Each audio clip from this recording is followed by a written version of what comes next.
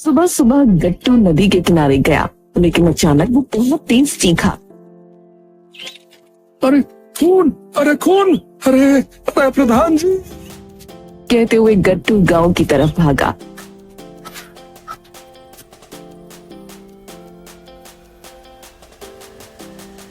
अरे प्रधान जी को किसी ने मार दिया। अरे प्रधान जी, अरे प्रधान जी।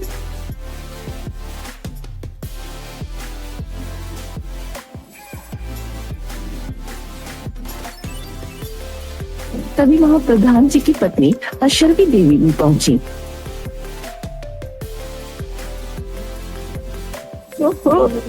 हाय, मेरे पति को मार दिया। हाय, मेरा पति सबका ध्यान रखते थे, लेकिन किसी ने मेरे पति को ही मार दिया। अशर्वी बहुत रो रही थी, जिसके कारण वो बेहोश भी हो गई। तभी किसी ने पुलिस को बुलाया।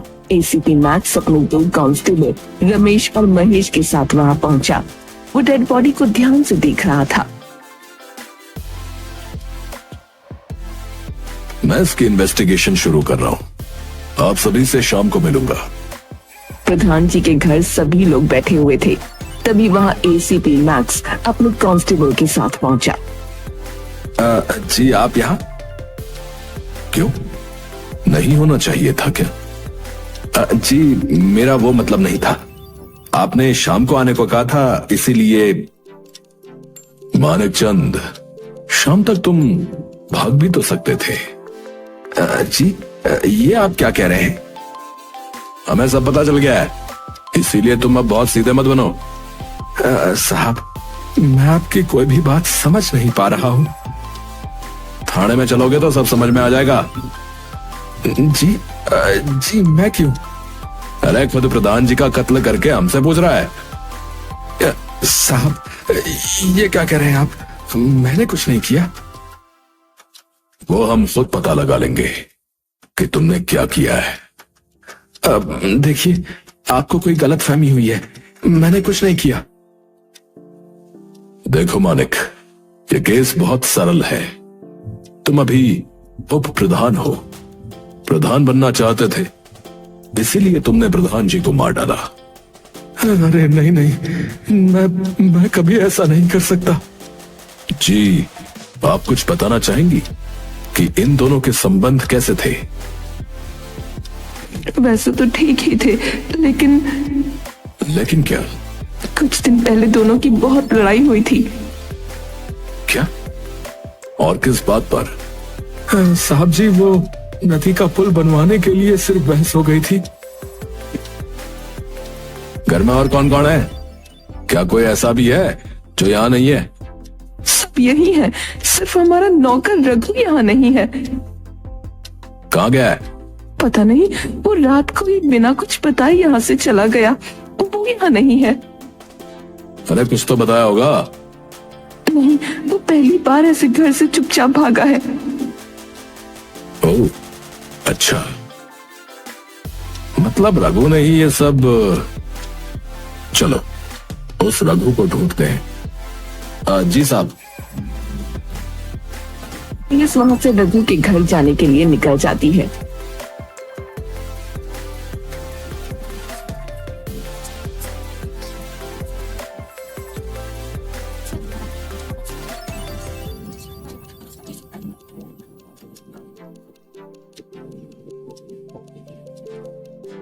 हमने रघु की पत्नी से बात की, लेकिन वो कह रही है कि रघु कल आया था, लेकिन कहां चला गया पता नहीं। ठीक से पूछो, ऐसे कैसे नहीं पता होगा? सर हमने बहुत बार पूछा। मैक्स खुद रघु के घर में गया और उसकी पत्नी मीनाक्षी से मिला। तुम सच में नहीं जानती कि रघु यहाँ क्यों आया था? साहब जी, कल तो वो बहुत घबराए हुए आए थे और यहाँ से कहीं दूर चलने के लिए कह रहे थे। फिर तुम क्यों नहीं गई? वो मुझे बोलकर गए थे कि मैं जल्दी से जरूरी सामान थैले में रख लूं, लेकिन वापस नहीं लौटे। इतना कहकर वो जोर जोर से रोने लगी। अरे तुम ज्यादा ड्रामे मत करो, तुम्हारा पति प्रधान जी का कत्ल करके भागा है। नहीं, वो वो ऐसा नहीं कर सकते। अरे फिर भागा क्यों? मैं नहीं जानती साहब। कुछ तो बताया होगा कि जाना कहाँ है। कह रहे थे कि काका इंतजाम कराएंगे। काका का पता बताओ। मैं नहीं जानती काका कौन है। अभी हम जा रहे हैं, जरूरत पड़ी तो फिर से आएंगे। मैक्स अपने कांस्टेबल के साथ वहां से आ गया।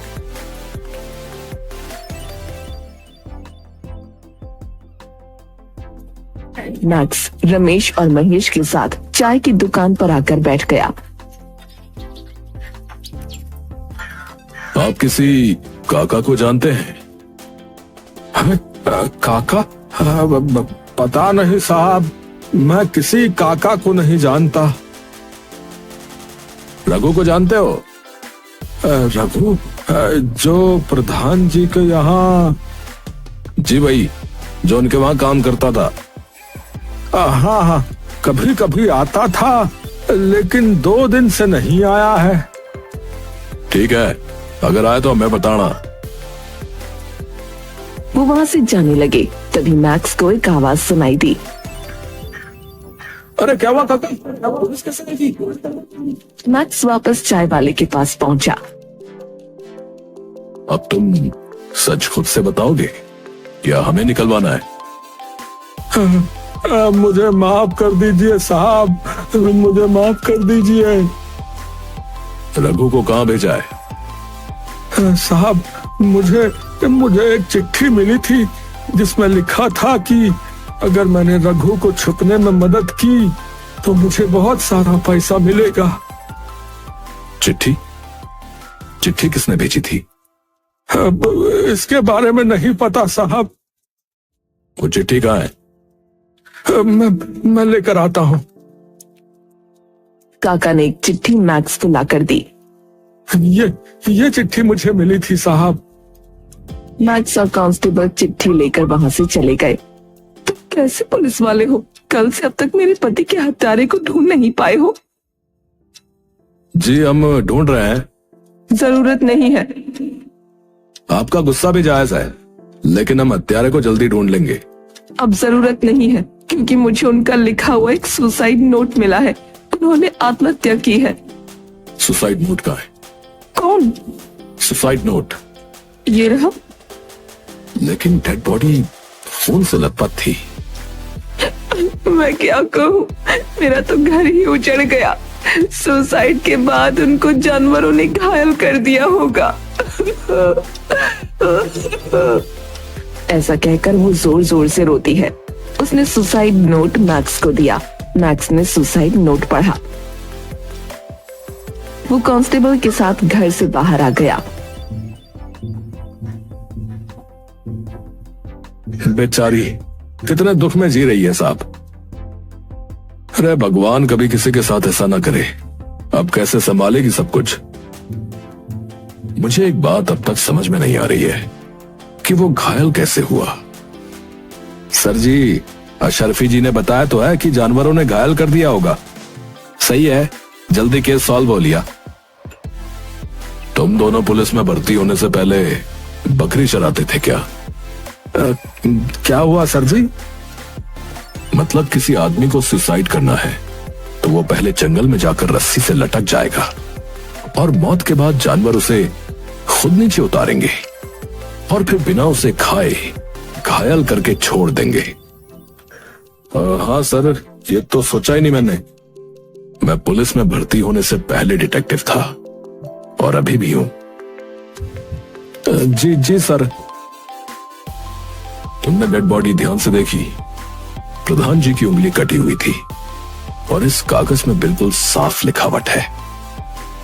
हमें जो है एक बार नदी के पास ही चलना चाहिए साहब, शायद कोई क्लू मिल जाए। जल्दी से तीनों नदी के पास पहुंचे और वहां जाकर छानबीन करनी शुरू कर देते हैं। अलग अलग एंगल से सारी कहानी को समझने की कोशिश करते हैं। तुम दोनों को कुछ समझ में आया? हाँ सर, ये मानिक और प्रधान जी नदी के किनारे आए होंगे।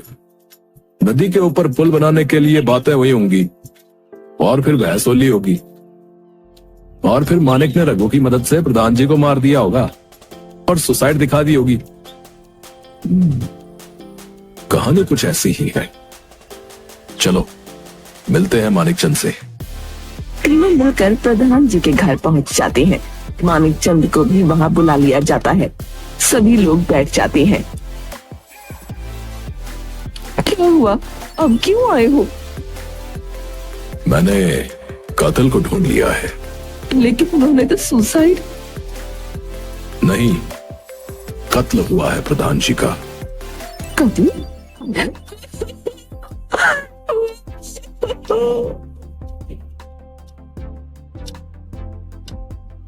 ये उस रघु का किया हुआ है।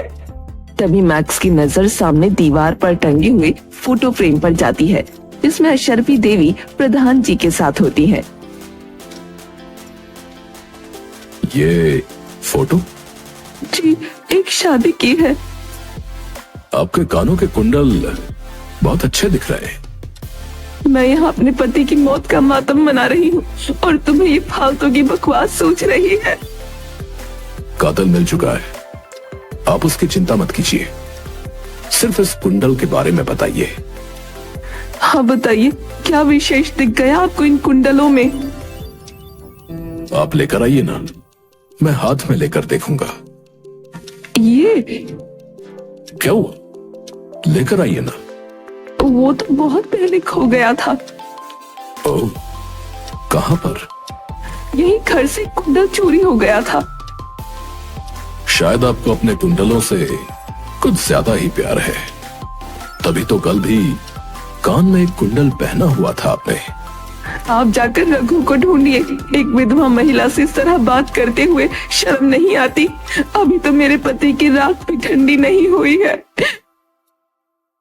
आप कुछ बोलना चाहेंगे? साहब जी, मैं प्रधान जी को अपना बड़ा भाई मानता हूँ। उनका बहुत सम्मान करता था। मैंने कुछ नहीं किया। जाइए रघु को ढूंढिए। मैक्स ने एक गहरी सांस ली और फिर चीखते हुए तेज आवाज में बोला, अशरफी जी, आपका एक कुंडल मेरे पास है। क्या आप जानना चाहेंगी कि ये मुझे कहाँ मिला? अशरफी बहुत घबरा जाती है। महिला पुलिस को बुलाऊं या सारा सच खुद से बताएंगी? मैंने नहीं। मैंने सब पता लगा लिया है। सिर्फ तुम्हारे मुंह से कबूल करवाना है कि खून तुमने किया है।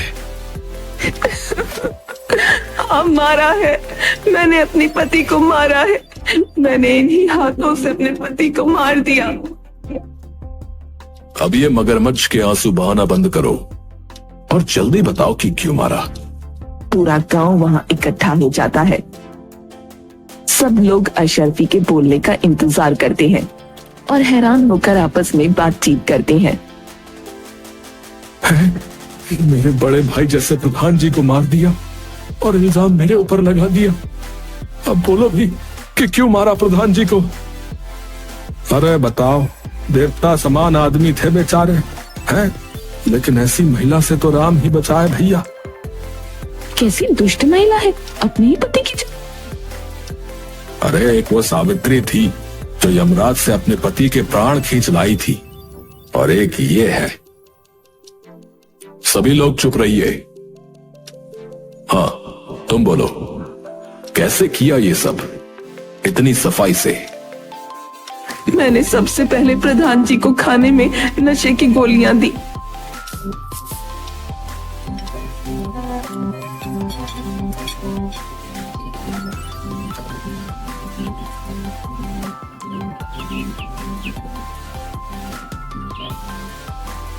और जब वो शाम को घूमने नदी किनारे पहुंचे तो वहीं बेहोश हो गए।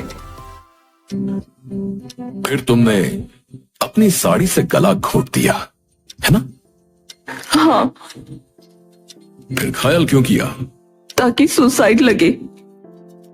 लेकिन इस सब में तुम गलती से कुंडल छोड़ आई, और ये प्रधान जी की माला से एक रुद्राक्ष तुम्हारे घर आ गया, जो मुझे तुम्हारे घर के आंगन में मिला था। जी, वैसे योजना बहुत अच्छी बनाई थी आपने। जी, मैंने सोचा था कि सबका शक मानिक पड़ जाएगा, और काम भी हो जाएगा। ओह, अच्छा, लेकिन डिटेक्टिव एसीपी मैक्स के रहते ये कैसे संभव है? अच्छा, लेकिन ये बताइए, रघु और काका का क्या योगदान है इस सब में? और रघु कहाँ है? वो कोई ने पानी पिलाओ, बहुत कांप रही है बेचारी। रमेश शर्फी को पानी लाकर देता है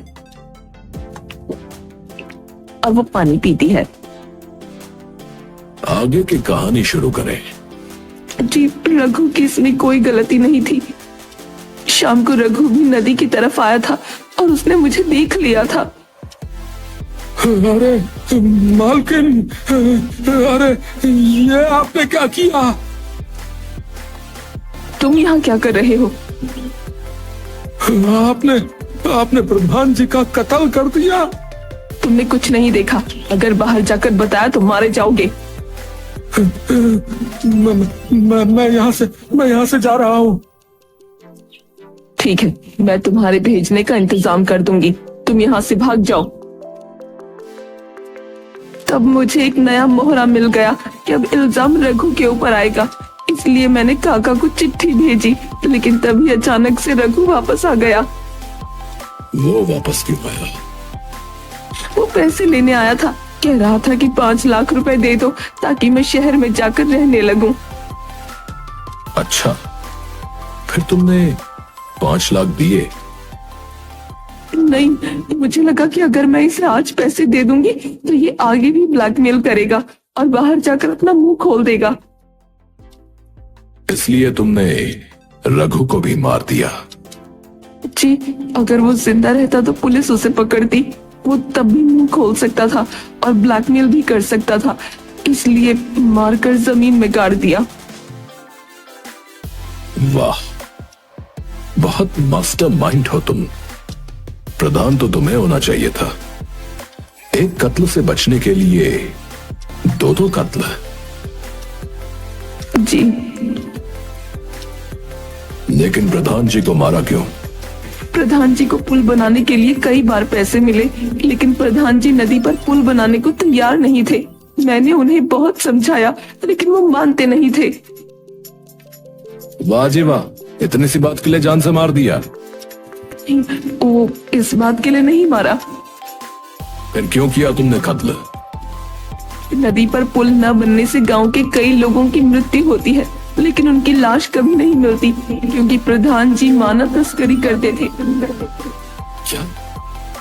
जी, इसलिए पुल नहीं बनवाते थे, क्योंकि अभी नदी में डूबने के बहाने से उनका व्यापार चल रहा था। मैं इसलिए उनसे हमेशा लड़ती थी, समझाती थी, लेकिन उनको कभी समझ नहीं आया। मानक, क्या तुम भी ये बात जानते थे? जी हाँ, कई दिन पहले मेरा भी उनसे झगड़ा इसी बात को लेकर हुआ था। डिटेक्टिव एसीपी मैक्स ने इस केस को सॉल्व कर दिया और अशरफी को प्रधान जी और रघु के कत्ल के इल्जाम में गिरफ्तार करके जेल भेज दिया गया। हेलो गाइस, अगर आपको हमारी कहानी पसंद आई है तो हमारे चैनल को लाइक और सब्सक्राइब ज़रूर करें।